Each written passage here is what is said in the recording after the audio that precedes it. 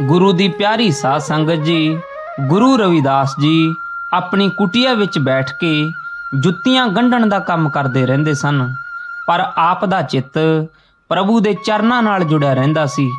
ਇੱਕ ਦਿਨ ਇੱਕ ਬ੍ਰਾਹਮਣ ਆਪਣੀ ਜੁੱਤੀ ਗੰਢਾਉਣ ਵਾਸਤੇ ਆਪ ਜੀ ਦੀ ਕੁਟੀਆ ਵਿੱਚ ਆ ਗਿਆ। ਆਪ ਨੇ ਉਸ ਦਾ ਸਤਿਕਾਰ ਕੀਤਾ ਅਤੇ ਬੈਠਣ ਲਈ ਇੱਕ ਆਸਣ ਵੀ ਦਿੱਤਾ। ਕੁਝ ਸਮੇਂ ਬਾਅਦ ਭਗਤ ਜੀ ਦੇ ਕੁਝ ਸ਼ਰਧਾਲੂ ਵੀ ਕੁਟੀਆ ਵਿੱਚ ਆ ਗਏ। ਰਵਿਦਾਸ ਜੀ ਉਹਨਾਂ ਨਾਲ ਪ੍ਰਭੂ ਭਗਤੀ ਬਾਰੇ ਵਚਨ ਵਿਲਾਸ ਕਰਨ ਲੱਗ ਪਏ। ਇਹ ਵੇਖ ਕੇ ਬ੍ਰਾਹਮਣ ਤੈਸ਼ ਵਿੱਚ ਆ ਗਿਆ। ਉਸ ਨੂੰ ਇਹ ਗਵਾਰਾ ਨਾ ਹੋਇਆ ਕਿ ਇੱਕ ਚਮਾਰ ਗਿਆਨ ਧਿਆਨ ਦੀਆਂ ਗੱਲਾਂ ਕਰੇ ਅਤੇ ਲੋਕਾਂ ਨੂੰ ਉਪਦੇਸ਼ ਦੇਵੇ। ਉਹ ਧਰਮ ਕਰਮ ਉੱਪਰ ਬ੍ਰਾਹਮਣਾਂ ਦਾ ਹੀ ਏਕਾਧਿਕਾਰ ਸਮਝਦਾ ਸੀ। ਉਸਨੇ ਉੱਥੋਂ ਜਾ ਕੇ ਹੋਰ ਬ੍ਰਾਹਮਣਾਂ ਪਾਸ ਰਵਿਦਾਸ ਜੀ ਦੀ ਸ਼ਿਕਾਇਤ ਕਰ ਦਿੱਤੀ ਕਿ ਉਹ ਇੱਕ ਸ਼ੂਦਰ ਹੋ ਕੇ ਬ੍ਰਾਹਮਣਾਂ ਵਾਲਾ ਕੰਮ ਕਰ ਰਿਹਾ ਹੈ। ਬ੍ਰਾਹਮਣਾਂ ਨੇ ਨਗਰ ਦੇ ਰਾਜੇ ਪਾਸ ਰਵਿਦਾਸ ਜੀ ਦੀ ਸ਼ਿਕਾਇਤ ਕਰ ਦਿੱਤੀ। ਰਾਜੇ ਨੇ ਰਵਿਦਾਸ ਜੀ ਨੂੰ ਬੁਲਾ ਲਿਆ। ਰਵਿਦਾਸ ਨੇ ਬੇਨਤੀ ਕੀਤੀ ਕਿ ਰੱਬ ਦੀ ਉਪਾਸਨਾ ਕਿਸੇ ਇੱਕ ਵਰਗ ਦਾ ਹੀ ਅਧਿਕਾਰ ਨਹੀਂ ਹੈ। ਰੱਬ ਨੇ ਹੀ ਹਰ ਜੀਵ ਜੰਤੂ ਦੀ ਸਿਰਜਣਾ ਕੀਤੀ ਹੈ। ਇਸ ਲਈ ਹਰ ਜੀਵ ਜੰਤੂ ਨੂੰ ਰੱਬ ਪ੍ਰਤੀ ਆਭਾਰ ਪ੍ਰਗਟ ਕਰਨ ਲਈ ਉਸ ਦੀ ਬੰਦਗੀ ਕਰਨੀ ਚਾਹੀਦੀ ਹੈ। ਕਹਿੰਦੇ ਹਨ ਕਿ ਬ੍ਰਾਹਮਣਾਂ ਨੇ ਰਵਿਦਾਸ ਜੀ ਨੂੰ ਚੁਣੌਤੀ ਦਿੱਤੀ ਕਿ ਜੇ ਉਹ ਪ੍ਰਭੂ ਦਾ ਇੰਨਾ ਹੀ ਭਗਤ ਹੈ ਤਾਂ ਰੱਬ ਨੂੰ ਪ੍ਰਗਟ ਕਰਕੇ ਦਿਖਾਵੇ। ਰਵਿਦਾਸ ਜੀ ਨੇ ਨਿਮਰਤਾ ਨਾਲ ਬੇਨਤੀ ਕੀਤੀ ਕਿ ਉਹ ਅਜਿਹੀ ਕਰਾਮਾਤ ਨਹੀਂ ਦਿਖਾ ਸਕਦਾ। ਤੁਸੀਂ ਤਾਂ ਸ੍ਰੇਸ਼ਟ ਕੁਲ ਵਿੱਚੋਂ ਹੋ, ਤੁਸੀਂ ਇਹ ਕਾਰਜ ਕਰਕੇ ਵਿਖਾਓ।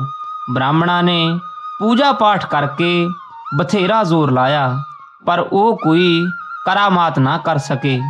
ਰਾਜੇ ਨੇ ਰਵਿਦਾਸ ਨੂੰ ਕਿਹਾ ਤਾਂ ਉਹਨਾਂ ਨੇ ਇੱਕ ਸ਼ਬਦ ਗਾਉਣਾ ਸ਼ੁਰੂ ਕਰ ਦਿੱਤਾ। ਇਹ ਸ਼ਬਦ ਗਾਉਂਦਿਆਂ ਗਾਉਂਦਿਆਂ ਮੰਦਰ ਵਿੱਚ ਸਥਾਪਿਤ ਦੇਵ ਪ੍ਰਤਿਮਾਵਾਂ ਰਵਿਦਾਸ ਜੀ ਦੀ ਗੋਦ ਵਿੱਚ ਆ ਗਈਆਂ। ਬ੍ਰਾਹਮਣਾਂ ਦਾ ਜਾਤੀ ਅਭਿਮਾਨ ਖੇਰੂ ਖੇਰੂ ਹੋ ਗਿਆ। ਰਵਿਦਾਸ ਜੀ ਦੇ ਜੀਵਨ ਨਾਲ ਸੰਬੰਧਿਤ ਇੱਕ ਹੋਰ ਸਾਖੀ ਕਿਸੇ ਧਨਾੜ ਦੇ ਅਭਿਮਾਨ ਨਿਵਾਰਨ ਨਾਲ ਸੰਬੰਧ ਰੱਖਦੀ ਹੈ। ਰਵਿਦਾਸ ਜੀ ਸਾਸੰਗ ਵਿੱਚ ਬੈਠ ਕੇ ਪ੍ਰਭੂ ਦਾ ਸਿਮਰਨ ਕਰਦੇ ਸਨ ਅਤੇ ਆਪਣੇ ਲਿਖੇ ਹੋਏ ਸ਼ਬਦਾਂ ਦੁਆਰਾ ਪ੍ਰਭੂ ਦੀ ਮਹਿਮਾ ਦਾ ਗਾਇਨ ਵੀ ਕਰਦੇ ਰਹਿੰਦੇ ਸਨ। ਸਾਸੰਗ ਤੋਂ ਉਪਰੰਤ ਆਪ ਪ੍ਰਸ਼ਾਦ ਦੇ ਰੂਪ ਵਿੱਚ ਆਪਣੇ ਜਲ ਕੁੰਡ ਵਿੱਚ ਜਲ ਲੈ ਕੇ ਲੋਕਾਂ ਨੂੰ ਵੰਡ ਦਿੰਦੇ ਸਨ। ਸੰਗਤਾਂ ਚੁੜੀ ਪ੍ਰਸ਼ਾਦ ਲੈਂਦੀਆਂ ਅਤੇ ਰਵਿਦਾਸ ਜੀ ਦਾ ਜਸ ਗਾਇਨ ਕਰਦੀਆਂ ਹੋਈਆਂ ਆਪਣੇ ਆਪਣੇ ਟਿਕਾਣਿਆਂ ਵੱਲ ਪਰਤ ਜਾਂਦੀਆਂ ਸਨ। ਇੱਕ ਦਿਨ ਆਪ ਨੇ ਉਹੀ ਪ੍ਰਸਾਦ ਇੱਕ ਧਨਾੜ ਵਿਅਕਤੀ ਨੂੰ ਵੀ ਦੇ ਦਿੱਤਾ। ਉਸਨੇ ਪ੍ਰਸਾਦ ਤਾਂ ਲੈ ਲਿਆ, ਪਰ ਪੀਣ ਦੀ ਬਜਾਏ ਇੱਕ ਪਾਸੇ ਡੋਲ ਦਿੱਤਾ। ਇਸ ਪਾਣੀ ਦੇ ਕੁਝ ਛਿੱਟੇ ਉਸ ਦੀ ਪੋਸ਼ਾਕ ਉੱਪਰ ਵੀ ਪੈ ਗਏ। ਉਸ ਧਨਾੜ ਨੇ ਘਰ ਜਾ ਕੇ ਆਪਣੀ ਪੋਸ਼ਾਕ ਘਰ ਦੀ ਦਾਸੀ ਨੂੰ ਧੋਣ ਵਾਸਤੇ ਦੇ ਦਿੱਤੀ। ਦਾਸੀ ਨੇ ਵੇਖਿਆ ਪੋਸ਼ਾਕ ਉੱਪਰ ਕੁਝ ਦਾਗ ਪੈ ਗਏ ਹਨ। ਦਾਗ ਉਤਾਰਨ ਲਈ ਉਸਨੇ ਕੱਪੜੇ ਉੱਪਰ ਸਾਬਣ ਮਲ ਕੇ ਉਸ ਨੂੰ ਮੂੰਹ ਨਾਲ ਚੂਸ ਲਿਆ। ਦਾਗ ਦਾ ਪਾਣੀ ਉਸ ਦੇ ਮੂੰਹ ਵਿੱਚ ਜਾਣ ਦੀ ਦੇਰ ਸੀ ਕਿ ਉਸ ਨੂੰ ਬ੍ਰਹਮ ਗਿਆਨ ਪ੍ਰਾਪਤ ਹੋ ਗਿਆ। ਉਹ ਗਿਆਨ ਧਿਆਨ ਦੀਆਂ ਗੱਲਾਂ ਕਰਨ ਲੱਗ ਪਈ। ਧਨਾੜ ਆਦਮੀ ਸਮਝ ਗਿਆ ਕਿ ਇਹ ਸਭ ਰਵਿਦਾਸ ਜੀ ਦੁਆਰਾ ਦਿੱਤੇ ਹੋਏ ਚਰਨਾ ਅੰਮ੍ਰਿਤ ਦਾ ਹੀ ਪ੍ਰਤਾਪ ਹੈ। ਉਸ ਨੂੰ ਬਹੁਤ ਪਛਤਾਤਾਪ ਹੋਇਆ ਅਤੇ ਉਸਨੇ ਰਵਿਦਾਸ ਜੀ ਪਾਸ ਜਾ ਕੇ ਖਿਮਾ ਜਾਚਨਾ ਕੀਤੀ। ਰਵਿਦਾਸ ਜੀ ਨੇ ਉਸ ਨੂੰ ਬਖਸ਼ ਦਿੱਤਾ ਅਤੇ ਅਭਿਮਾਨ ਤੋਂ ਬਚਣ ਲਈ ਕਿਹਾ। ਇਸ ਪ੍ਰਕਾਰ ਰਵਿਦਾਸ ਜੀ ਮਨੁੱਖਤਾ ਨੂੰ ਕਲਿਆਣਕਾਰੀ ਸੰਦੇਸ਼ ਦਿੰਦੇ ਰਹੇ। ਰਵਿਦਾਸ ਜੀ ਬਾਰੇ ਇੱਕ ਹੋਰ ਸਾਖੀ ਉਹਨਾਂ ਨੂੰ ਮੋਹਰਾਂ ਪ੍ਰਾਪਤ ਹੋਣ ਬਾਰੇ ਹੈ। ਇੱਕ ਵਾਰ ਆਪ ਪ੍ਰਭੂ ਦਾ ਕੀਰਤਨ ਕਰਨ ਤੋਂ ਬਾਅਦ ਉੱਠੇ ਤਾਂ ਆਪ ਦੇ ਆਸਣ ਹੇਠੋਂ ਸੋਨੇ ਦੀਆਂ 5 ਮੋਹਰਾਂ ਪ੍ਰਾਪਤ ਹੋਈਆਂ। ਆਪ ਨੇ ਇਸ ਨੂੰ ਮਾਇਆ ਦੀ ਇੱਕ ਸਾਜ਼ਿਸ਼ ਸਮਝਿਆ, ਕਿਉਂਕਿ ਮਾਇਆ ਵਿਅਕਤੀ ਨੂੰ ਤਰ੍ਹਾਂ ਤਰ੍ਹਾਂ ਨਾਲ ਭਰਮਾਉਂਦੀ ਰਹਿੰਦੀ ਹੈ। ਆਪ ਨੇ ਆਪਣੇ ਮਨ ਨਾਲ ਇਹ ਫੈਸਲਾ ਕਰ ਲਿਆ ਕਿ ਉਹ ਸਵੇਰੇ ਮੂੰਹ ਨੇਰੇ ਉੱਠ ਕੇ ਇਹਨਾਂ ਮੋਹਰਾਂ ਨੂੰ ਕਿਧਰੇ ਸੁੱਟ ਆਉਣਗੇ। ਰਾਤ ਨੂੰ ਇਹੀ ਦਲੀਲਾਂ ਕਰਦੇ ਸੌਂ ਗਏ। ਸੁਪਨੇ ਵਿੱਚ ਪਰਮਾਤਮਾ ਨੇ ਦਰਸ਼ਨ ਦਿੱਤੇ ਅਤੇ ਮੋਹਰਾਂ ਨੂੰ ਸੁੱਟਣ ਦੀ ਬਜਾਏ ਧਰਮ ਅਰਥ ਵਰਤਣ ਦਾ ਆਦੇਸ਼ ਦਿੱਤਾ। ਆਪ ਨੇ ਪ੍ਰਭੂ ਦਾ ਆਦੇਸ਼ ਮੰਨ ਲਿਆ। ਇਸ ਉਪਰੰਤ ਆਪ ਨੂੰ ਹਰ ਰੋਜ਼ ਹੀ 5 ਮੋਹਰਾਂ ਪ੍ਰਾਪਤ ਹੋਣ ਲੱਗ ਪਈਆਂ। ਆਪ ਨੇ ਇਹਨਾਂ ਮੋਹਰਾਂ ਦੁਆਰਾ ਯਾਤਰੀਆਂ ਲਈ ਖੂਹਾਂ ਦਾ ਨਿਰਮਾਣ ਕਰਵਾਇਆ, ਸਰੋਵਰ ਖੁਦਵਾ ਦਿੱਤੇ ਅਤੇ ਲੰਗਰ ਜਾਰੀ ਕਰ ਦਿੱਤਾ। ਇਸ ਤਰ੍ਹਾਂ ਨਾਲ ਆਪ ਦੀ ਮਹਿਮਾ ਹਰ ਤਰਫ ਫੈਲ ਗਈ। ਬ੍ਰਾਹਮਣ ਲੋਕਾਂ ਨੇ ਆਪ ਦੀ ਫਿਰ ਸ਼ਿਕਾਇਤ ਕਰ ਦਿੱਤੀ। ਆਪ ਨੇ ਨਗਰ ਦੇ ਰਾਜੇ ਨੂੰ ਦੱਸਿਆ ਕਿ ਇਹ ਮਾਇਆ ਮੇਰੀ ਨਹੀਂ ਹੈ, ਸਾਰੀ ਮਾਇਆ ਹੀ ਪਰਮਾਤਮਾ ਦੀ ਹੈ। ਵਿਅਕਤੀ ਨੂੰ ਚਾਹੀਦਾ ਹੈ ਕਿ ਉਹ ਮਾਇਆ ਨੂੰ ਦੀਨ ਦੁਖੀਆਂ ਦੇ ਕਲਿਆਣ ਹਿੱਤ ਖਰਚੇ। ਮੈਂ ਇਹੀ ਕੰਮ ਕਰ ਰਿਹਾ ਹਾਂ, ਤੁਸੀਂ ਵੀ ਇਹੀ ਕੰਮ ਕਰੋ। ਇਹ ਸੁਣ ਕੇ ਰਾਜਾ ਆਪ ਜੀ ਦੀ ਅਜ਼ਮਤ ਨੂੰ ਸਮਝ ਗਿਆ ਅਤੇ ਆਪ ਦੇ ਸਨਮੁਖ ਸ਼ੀਸ਼ ਝੁਕਾ ਦਿੱਤਾ। ਭਗਤ ਰਵਿਦਾਸ ਜੀ ਬਨਾਰਸ ਵਿੱਚ ਗੰਗਾ ਦੇ ਕਿਨਾਰੇ ਉੱਪਰ ਬੈਠ ਕੇ ਪ੍ਰਭੂ ਭਗਤੀ ਅਤੇ ਹਰੀ ਕੀਰਤਨ ਕਰਿਆ ਕਰਦੇ ਸਨ। ਅਕਸਰ ਉੱਥੇ ਹੀ ਬਹੁਤ ਸਾਰੇ ਸਹਿਯੋਗੀ ਆਪ ਦੀ ਸੇਵਾ ਵਿੱਚ ਹਾਜ਼ਰ ਹੋ ਜਾਂਦੇ ਸਨ। ਕਈ ਵਾਰ ਸਾਰਾ ਦਿਨ ਹਰੀ ਕੀਰਤਨ ਹੁੰਦਾ ਰਹਿੰਦਾ ਸੀ। ਪ੍ਰਭੂ ਭਗਤਾਂ ਲਈ ਅਧਿਆਤਮਿਕ ਸਾਧਨਾ ਵਾਸਤੇ ਗੰਗਾ ਤੱਟ ਨਾਲੋਂ ਰਮਣੀਕ ਅਤੇ ਸੁਹਾਵਣਾ ਵਾਤਾਵਰਨ ਹੋਰ ਕਿੱਥੇ ਮਿਲ ਸਕਦਾ ਸੀ। ਇੱਕ ਦਿਨ ਰਵਿਦਾਸ ਜੀ ਗੰਗਾ ਤੱਟ ਉੱਪਰ ਮਾਂਡਰੂ ਦੇ ਸਥਾਨ ਤੇ ਆਤਮ ਵਿਭੋਰ ਹੋ ਕੇ ਕੀਰਤਨ ਕਰ ਰਹੇ ਸਨ। ਬਹੁਤ ਸਾਰੇ ਸ਼ਰਧਾਲੂਆਂ ਦੀ ਭੀੜ ਜਮ੍ਹਾਂ ਹੋ ਗਈ। ਨਗਰ ਦੇ ਰਾਜੇ ਨੂੰ ਇਸ ਖੂਬਸੂਰਤ ਨਜ਼ਾਰੇ ਦਾ ਪਤਾ ਚੱਲਿਆ ਤਾਂ ਉਹ ਵੀ ਆਪਣੇ ਖਾਸ ਅਮੀਰਾਂ ਵਜ਼ੀਰਾਂ ਨਾਲ ਸੰਗਤ ਵਿੱਚ ਸ਼ਾਮਲ ਹੋ ਗਿਆ। ਹੋਰ ਤਾਂ ਹੋਰ ਗੰਗਾ ਦੇਵੀ ਵੀ ਇੱਕ ਅਤਿਅੰਤ ਸੁੰਦਰ ਯੁਵਤੀ ਦੇ ਰੂਪ ਵਿੱਚ ਭਗਤ ਜੀ ਦੇ ਸਨਮੁਖ ਬੈਠ ਗਈ। ਕੁਝ ਸਮਾਂ ਬਾਅਦ ਕੀਰਤਨ ਸਮਾਪਤ ਹੋ ਗਿਆ। ਸਾਰੀ ਸੰਗਤ ਆਪਣੋ ਆਪਣੇ ਘਰੀਂ ਰਵਾਨਾ ਹੋ ਗਈ। ਰਾਜਾ ਵੀ ਆਪਣੇ ਮਹਿਲਾਂ ਵੱਲ ਚਲਿਆ ਗਿਆ, ਪਰੰਤੂ ਗੰਗਾ ਦੇ ਰੂਪ ਵਿੱਚ ਦੇਖੀ ਉਹ ਸੁੰਦਰ ਯੁਵਤੀ ਉਸ ਦੇ ਦਿਲ ਵਿੱਚ ਖੁੱਭ ਗਈ। ਉਸ ਦੀ ਯਾਦ ਨੇ ਰਾਜੇ ਨੂੰ ਬੇਚੈਨ ਕਰ ਦਿੱਤਾ। ਪਰ ਰਾਜਾ ਤਾਂ ਰਾਜਾ ਹੁੰਦਾ ਹੈ, ਉਹ ਸਬਰ ਕਰੇ ਤਾਂ ਕਰੇ ਕਿਵੇਂ। ਉਸਨੇ ਰਵਿਦਾਸ ਨੂੰ ਹੁਕਮ ਦਿੱਤਾ ਕਿ ਮੈਨੂੰ ਉਹ ਸੁੰਦਰ ਯੁਵਤੀ ਚਾਹੀਦੀ ਹੈ, ਮੈਂ ਉਸ ਨੂੰ ਆਪਣੀ ਰਾਣੀ ਬਣਾਵਾਂਗਾ।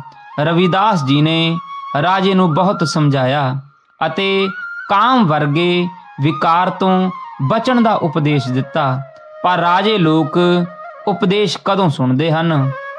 ਆਖਰ ਰਵਿਦਾਸ ਗੰਗਾ ਜੀ ਸਨਮੁਖ ਹਾਜ਼ਰ ਹੋਏ ਅਤੇ ਇਸ ਸਮੱਸਿਆ ਤੋਂ ਬਚਾਉਣ ਲਈ ਬੇਨਤੀ ਕੀਤੀ।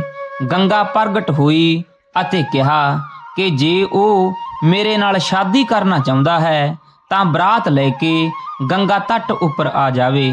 ਰਵਿਦਾਸ ਜੀ ਨੇ ਰਾਜੇ ਨੂੰ ਇਹ ਗੱਲ ਦੱਸ ਦਿੱਤੀ ਅਤੇ ਫਿਰ ਕਿਹਾ ਕਿ ਉਹ ਵਿਕਾਰਾਂ ਦੇ ਪਿੱਛੇ ਨਾ ਲੱਗੇ।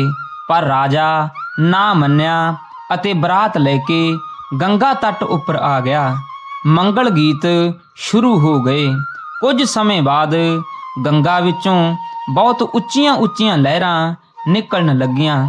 ਗੰਗਾ ਦੇਵੀ ਆਪਣੀ ਪੂਰੀ ਸ਼ਾਨ ਨਾਲ ਪ੍ਰਗਟ ਹੋਈ, ਭਗਤ ਰਵਿਦਾਸ ਜੀ ਨੂੰ ਆਸ਼ੀਰਵਾਦ ਦਿੱਤਾ ਅਤੇ ਰਵਿਦਾਸ ਜੀ ਦੇ ਜਲ ਕੁੰਡ ਵਿੱਚ ਲੋਪ ਹੋ ਗਈ। ਪਰ ਉਹਨਾਂ ਲਹਿਰਾਂ ਵਿੱਚ ਰਾਜਾ ਅਤੇ ਉਸ ਦੀ ਸਾਰੀ ਬਰਾਤ ਰੁੜ ਗਈ। ਰਵਿਦਾਸ ਜੀ ਅਤੇ ਉਹਨਾਂ ਦੇ ਚੰਦ ਸੇਵਕ ਹੀ ਬਚੇ। ਇਉਂ ਇਸ ਸਾਖੀ ਵਿੱਚ ਰਵਿਦਾਸ ਜੀ ਅਤੇ ਗੰਗਾ ਦੇ ਪ੍ਰੇਮ ਨੂੰ ਇੱਕ ਪੌਰਾਣਿਕ ਕਥਾ ਦਾ ਰੂਪ ਦੇ ਕੇ ਪੇਸ਼ ਕੀਤਾ ਗਿਆ ਹੈ। ਸਾਖੀਕਾਰ ਇਹ ਦਰਸਾਉਣ ਦੀ ਕੋਸ਼ਿਸ਼ ਕਰਦੇ ਹਨ ਕਿ ਰਵਿਦਾਸ ਜੀ ਦੇ ਆਜ਼ਮਤ ਦੀ ਪਿੱਛੇ ਗੰਗਾ ਦੇਵੀ ਦੀ ਕਾਫੀ ਭੂਮਿਕਾ ਸੀ। ਹਾਲਾਂਕਿ ਹਕੀਕਤ ਇਹੀ ਹੈ ਕਿ ਭਗਤ ਜਨ ਤੀਰਥਾਂ, ਨਦੀਆਂ ਜਾਂ ਦੇਵੀ ਦੇਵਤਿਆਂ ਨੂੰ ਮਹੱਤਵ ਨਹੀਂ ਦਿੰਦੇ, ਉਹ ਕੇਵਲ ਪਰਮਾਤਮਾ ਦੇ ਭਗਤ ਸਨ। ਮੱਧਕਾਲ ਵਿੱਚ ਸਾਧੂ ਸੰਤ ਆਮ ਲੋਕਾਂ ਨੂੰ ਪ੍ਰਭੂ ਦੀ ਮਹਿਮਾ ਅਤੇ ਅਪਰੰਪਾਰਤਾ ਦਾ ਸੰਦੇਸ਼ ਦ੍ਰਿੜ ਕਰਵਾਉਣ ਲਈ ਤੀਰਥਾਂ ਉੱਪਰ ਵੀ ਚਲੇ ਜਾਂਦੇ ਸਨ। ਇਹਨਾਂ ਤੀਰਥਾਂ ਉੱਪਰ ਲੱਗਣ ਵਾਲੇ ਮੇਲਿਆਂ ਵਿੱਚ ਲੋਕ ਹਜ਼ਾਰਾਂ ਲੱਖਾਂ ਦੀ ਗਿਣਤੀ ਵਿੱਚ ਪਹੁੰਚਦੇ ਸਨ। ਇਸ ਪ੍ਰਕਾਰ ਸੰਤ ਜਨਾਂ ਦਾ ਕੰਮ ਕਾਫੀ ਆਸਾਨ ਹੋ ਜਾਂਦਾ ਸੀ। ਇੱਕ ਵਾਰ ਕੁੰਭ ਦੇ ਮੇਲੇ ਸਮੇਂ ਰਵਿਦਾਸ ਜੀ ਪ੍ਰਯਾਗ ਤੀਰਥ ਉੱਪਰ ਪਹੁੰਚ ਗਏ। ਉੱਥੇ ਅਨੇਕ ਬ੍ਰਾਹਮਣ ਪੁਰੋਹਿਤ ਤਰ੍ਹਾਂ ਤਰ੍ਹਾਂ ਦੇ ਕਰਮ ਕਾਂਡ ਕਰਕੇ ਭੋਲੇ ਭਾਲੇ ਲੋਕਾਂ ਤੋਂ ਦਾਨ ਇਕੱਤਰ ਕਰ ਰਹੇ ਸਨ। ਬ੍ਰਾਹਮਣਾਂ ਨੇ ਧਰਮ ਕਰਮ ਨੂੰ ਇੱਕ ਵਪਾਰ ਬਣਾ ਰੱਖਿਆ ਸੀ। ਰਵਿਦਾਸ ਜੀ ਨੇ ਤ੍ਰਿਵੇਣੀ ਦੇ ਤੱਟ ਉੱਪਰ ਬੈਠ ਕੇ ਪ੍ਰਭੂ ਦਾ ਜਸ ਗਾਇਨ ਸ਼ੁਰੂ ਕਰ ਦਿੱਤਾ। ਆਮ ਲੋਕਾਂ ਦੀ ਬੋਲੀ ਵਿੱਚ ਲਿਖੇ ਆਪ ਦੇ ਸ਼ਬਦਾਂ ਨੇ ਸ਼ਰਧਾਲੂਆਂ ਨੂੰ ਸਮੋਹਿਤ ਕਰ ਲਿਆ ਅਤੇ ਦੇਖਦਿਆਂ ਦੇਖਦਿਆਂ ਸੈਂਕੜੇ ਲੋਕ ਆਪ ਦੀ ਹਜ਼ੂਰੀ ਵਿੱਚ ਜੁੜ ਗਏ। ਇਹ ਦੇਖ ਕੇ ਬ੍ਰਾਹਮਣਾਂ ਨੂੰ ਬਹੁਤ ਗੁੱਸਾ ਆਇਆ। ਉਹਨਾਂ ਦਾ ਵਪਾਰ ਮੱਧਮ ਪੈਣ ਲੱਗਾ ਸੀ। ਉਹ ਇਕੱਠੇ ਹੋ ਕੇ ਰਵਿਦਾਸ ਜੀ ਪਾਸ ਗਏ ਅਤੇ ਉਹਨਾਂ ਨੂੰ ਮੁਕਾਬਲੇ ਲਈ ਵੰਗਾਰਿਆ। ਕਹਿਣ ਲੱਗੇ ਕਿ ਅਸੀਂ ਸੰਸਕ੍ਰਿਤ ਭਾਸ਼ਾ ਵਿੱਚ ਲਿਖੇ ਦੇਵ ਮੰਤਰ ਪੜ੍ਹ ਕੇ ਪੱਥਰ ਦੀ ਸ਼ਿਲਾ ਨੂੰ ਨਦੀ ਵਿੱਚ ਤਾਰ ਦੇਵਾਂਗੇ। ਤੁਸੀਂ ਵੀ ਆਪਣੀ ਬਾਣੀ ਨਾਲ ਸ਼ਿਲਾ ਨੂੰ ਤਾਰ ਕੇ ਦਿਖਾਓ। ਅਜਿਹਾ ਰੌਚਕ ਮੁਕਾਬਲਾ ਦੇਖਣ ਲਈ ਤਮਾਸ਼ਬੀਨਾਂ ਦੀ ਭੀੜ ਇਕੱਠੀ ਹੋ ਗਈ। ਰਾਜ ਅਧਿਕਾਰੀ ਵੀ ਉੱਥੇ ਪਹੁੰਚ ਗਏ ਅਤੇ ਮੁਕਾਬਲਾ ਸ਼ੁਰੂ ਹੋ ਗਿਆ। ਬ੍ਰਾਹਮਣ ਲੋਕ ਬੜੇ ਚਲਾਕ ਸਨ। ਉਹਨਾਂ ਨੇ ਕਾਲੇ ਰੰਗ ਦੀ ਇੱਕ ਸ਼ਿਲਾ ਦੇ ਹੇਠਾਂ ਲੱਕੜ ਦੀ ਫੱਟੀ ਜੋੜ ਰੱਖੀ ਸੀ ਅਤੇ ਦੋਹਾਂ ਉੱਪਰ ਇੱਕੋ ਜਿਹਾ ਰੰਗ ਕਰਕੇ ਦੇਵ ਮੰਤਰ ਲਿਖ ਛੱਡੇ ਸਨ। ਜਦੋਂ ਉਹਨਾਂ ਨੇ ਇਹ ਸ਼ਿਲਾ ਛੱਡੀ ਤਾਂ ਲੱਕੜ ਦੇ ਕਾਰਨ ਸ਼ਿਲਾ ਤੈਰਨ ਲੱਗ ਪਈ ਅਤੇ ਬ੍ਰਾਹਮਣਾਂ ਨੇ ਜੈ ਜੈਕਾਰ ਸ਼ੁਰੂ ਕਰ ਦਿੱਤੀ। ਭਗਤ ਰਵਿਦਾਸ ਜੀ ਨੇ ਆਪਣੀ ਪੱਥਰ ਦੀ ਸ਼ਿਲਾ ਪਾਣੀ ਵਿੱਚ ਛੱਡੀ ਤਾਂ ਇਹ ਵੀ ਤੈਰਨ ਲੱਗ ਪਈ। ਹੁਣ ਜਿੱਤ ਹਾਰ ਦਾ ਫੈਸਲਾ ਕਿਵੇਂ ਹੋਵੇ? ਰਾਜ ਅਧਿਕਾਰੀਆਂ ਨੇ ਦੋਵੇਂ ਸ਼ਿਲਾਵਾਂ ਮੰਗਵਾ ਲਈਆਂ। ਧਿਆਨ ਨਾਲ ਦੇਖਿਆ ਤਾਂ ਬ੍ਰਾਹਮਣਾਂ ਦੀ ਸ਼ਿਲਾ ਹੇਠ ਲੱਕੜ ਦੀ ਫੱਟੀ ਲੱਗੀ ਹੋਈ ਸੀ, ਪਰੰਤੂ ਰਵਿਦਾਸ ਜੀ ਦੀ ਸ਼ਿਲਾ ਪੱਥਰ ਦੀ ਸੀ। ਉਹਨਾਂ ਨੇ ਲੋਕਾਂ ਨੂੰ ਸਾਰੀ ਹਕੀਕਤ ਦੱਸ ਦਿੱਤੀ। ਫਿਰ ਕੀ ਸੀ, ਲੋਕਾਂ ਨੇ ਰਵਿਦਾਸ ਜੀ ਦੀ ਜੈ ਜੈਕਾਰ ਸ਼ੁਰੂ ਕਰ ਦਿੱਤੀ ਅਤੇ ਬ੍ਰਾਹਮਣਾਂ ਨੂੰ ਲਾਹਣਤਾਂ ਪਾਉਣ ਲੱਗੇ। ਰਵਿਦਾਸ ਜੀ ਨੇ ਸਭ ਨੂੰ ਸ਼ਾਂਤ ਕੀਤਾ ਅਤੇ ਦੱਸਿਆ ਕਿ ਇਸ ਵਿੱਚ ਮੇਰੀ ਕੋਈ ਕਰਾਮਾਤ ਨਹੀਂ ਹੈ। ਪਰਮਾਤਮਾ ਹੀ ਕਰਨ ਕਰਾਵਣਹਾਰ ਹੈ। ਉਹੀ ਆਪਣੇ ਭਗਤਾਂ ਦੀ ਲਾਜ ਰੱਖਦਾ ਹੈ। ਸਭ ਨੂੰ ਪਰਮਾਤਮਾ ਦਾ ਸਿਮਰਨ ਕਰਨਾ ਚਾਹੀਦਾ ਹੈ। ਸਾਰੇ ਕਰਮ ਕਾਂਡ ਫੋਕਟ ਅਤੇ ਨਿਰਾਧਾਰ ਹਨ। ਮੀਰਾਬਾਈ ਅਤੇ ਚਿਤੌੜ ਦੀ ਰਾਣੀ ਝਾਲੀ ਵੱਲੋਂ ਰਵਿਦਾਸ ਜੀ ਦੁਆਰਾ ਦੀਖਿਤ ਹੋਣ ਦੀਆਂ ਕਈ ਕਥਾਵਾਂ ਵੀ ਰਵਿਦਾਸ ਭਗਤਾਂ ਵਿੱਚ ਪ੍ਰਚਲਿਤ ਹਨ। ਮੀਰਾਬਾਈ ਚਿਤੌੜ ਦੇ ਰਾਣਾ ਸਾਂਗਾ ਦੇ ਵੱਡੇ ਰਾਜਕੁਮਾਰ ਭੋਜ ਰਾਜ ਦੀ ਪਤਨੀ ਸੀ। ਭੋਜ ਰਾਜ ਦੀ ਮ੍ਰਿਤਿੂ ਤੋਂ ਬਾਅਦ ਮੀਰਾਬਾਈ ਪ੍ਰਭੂ ਪ੍ਰੇਮ ਵਿੱਚ ਪੂਰੀ ਤਰ੍ਹਾਂ ਨਾਲ ਦੀਵਾਨੀ ਹੋ ਗਈ ਸੀ। ਰਾਣੀ ਝਾਲੀ ਉਸ ਦੀ ਸੱਸ ਸੀ। ਉਹ ਵੀ ਅਧਿਆਤਮਕ ਰੁਚੀਆਂ ਰੱਖਦੀ ਸੀ। ਮੀਰਾਬਾਈ ਅਤੇ ਉਸ ਦੀ ਸੱਸ ਰਾਣੀ ਝਾਲੀ ਨੂੰ ਕਿਧਰੇ ਵੀ ਕੋਈ ਅਜਿਹਾ ਸਤਿਗੁਰੂ ਦਿਖਾਈ ਨਹੀਂ ਸੀ ਦਿੰਦਾ ਜੋ ਉਹਨਾਂ ਨੂੰ ਸ਼ਾਂਤੀ ਅਤੇ ਸਹਿਜ ਪ੍ਰਦਾਨ ਕਰ ਸਕੇ। ਆਖਿਰ ਉਹਨਾਂ ਨੂੰ ਰਵਿਦਾਸ ਜੀ ਦੀ ਮਹਿਮਾ ਬਾਰੇ ਮਾਲੂਮ ਹੋਇਆ ਅਤੇ ਉਹ ਦੋਵੇਂ ਰਵਿਦਾਸ ਜੀ ਦੀਆਂ ਸ਼ਰਧਾਲੂ ਬਣ ਗਈਆਂ। ਉਹਨਾਂ ਨੇ ਰਵਿਦਾਸ ਜੀ ਨੂੰ ਚਿਤੌੜ ਵਿਖੇ ਦਰਸ਼ਨ ਦੇਣ ਦੀ ਬੇਨਤੀ ਕੀਤੀ, ਜਿਸ ਨੂੰ ਆਪ ਜੀ ਨੇ ਪ੍ਰਵਾਨ ਕਰ ਲਿਆ। ਨਿਸ਼ਚਿਤ ਦਿਨ ਭਗਤ ਰਵਿਦਾਸ ਜੀ ਚਿਤੌੜ ਪਹੁੰਚ ਗਏ। ਰਾਣੀਆਂ ਨੇ ਉਹਨਾਂ ਦੇ ਸਤਿਕਾਰ ਵਿੱਚ ਇੱਕ ਮਹਾਭੋਜ ਦੇਣਾ ਸੀ। ਇਸ ਕਾਰਨ ਰਾਜ ਦੇ ਸਮੂਹ ਭਗਤਾਂ, ਸੰਤਾਂ ਅਤੇ ਬ੍ਰਾਹਮਣਾਂ ਨੂੰ ਨਿਮੰਤਰਣ ਭੇਜਿਆ ਗਿਆ। ਰਾਜਪੂਤ ਰਾਜੇ ਬ੍ਰਾਹਮਣਾਂ ਲਈ ਇਹੋ ਜਿਹੇ ਭੋਜ ਆਯੋਜਿਤ ਕਰਦੇ ਹੀ ਰਹਿੰਦੇ ਸਨ। ਇਸ ਦਾ ਕਿਸੇ ਨੂੰ ਅਸਚਰਜ ਨਾ ਹੋਇਆ, ਪਰ ਚਿਤੌੜ ਪਹੁੰਚ ਕੇ ਬ੍ਰਾਹਮਣਾਂ ਨੂੰ ਇਹ ਪਤਾ ਚੱਲਿਆ ਕਿ ਕਥਿਤ ਨੀਚ ਜਾਤੀ ਨਾਲ ਸੰਬੰਧ ਰੱਖਣ ਵਾਲਾ ਰਵਿਦਾਸ ਵੀ ਇਸ ਭੋਜ ਵਿੱਚ ਸ਼ਾਮਲ ਹੋ ਰਿਹਾ ਹੈ। ਇਸ ਨਾਲ ਉਹਨਾਂ ਦੇ ਜਾਤੀ ਅਭਿਮਾਨ ਨੂੰ ਸੱਟ ਵੱਜੀ। ਉਹਨਾਂ ਨੇ ਰਵਿਦਾਸ ਜੀ ਦੇ ਨਾਲ ਇਸ ਭੋਜ ਵਿੱਚ ਸ਼ਾਮਲ ਹੋਣ ਤੋਂ ਇਨਕਾਰ ਕਰ ਦਿੱਤਾ। ਜਦੋਂ ਰਵਿਦਾਸ ਜੀ ਨੂੰ ਬ੍ਰਾਹਮਣਾਂ ਦੀ ਅਜਿਹੀ ਜ਼ੇਨੀਅਤ ਬਾਰੇ ਪਤਾ ਲੱਗਾ ਤਾਂ ਉਹਨਾਂ ਕਿਹਾ ਕਿ ਕੋਈ ਗੱਲ ਨਹੀਂ, ਮੈਂ ਵੱਖਰਾ ਬੈਠ ਕੇ ਭੋਜਨ ਛਕ ਲਵਾਂਗਾ। ਤੁਸੀਂ ਇਹਨਾਂ ਬ੍ਰਾਹਮਣ ਜਨਾਂ ਨੂੰ ਨਾਰਾਜ਼ ਨਾ ਕਰੋ। ਰਾਣੀ ਝਾਲੀ ਨੇ ਬ੍ਰਾਹਮਣਾਂ ਨੂੰ ਸਾਰੀ ਗੱਲ ਦੱਸ ਦਿੱਤੀ ਅਤੇ ਉਹਨਾਂ ਲਈ ਭੋਜ ਦਾ ਉਚੇਚਾ ਪ੍ਰਬੰਧ ਕਰ ਦਿੱਤਾ। ਭੋਜਨ ਛਕਣ ਸਮੇਂ ਬ੍ਰਾਹਮਣਾਂ ਦੇ ਮਨਾਂ ਵਿੱਚ ਅਪਰਾਧ ਬੋਧ ਦੀ ਭਾਵਨਾ ਪੈਦਾ ਹੋ ਗਈ।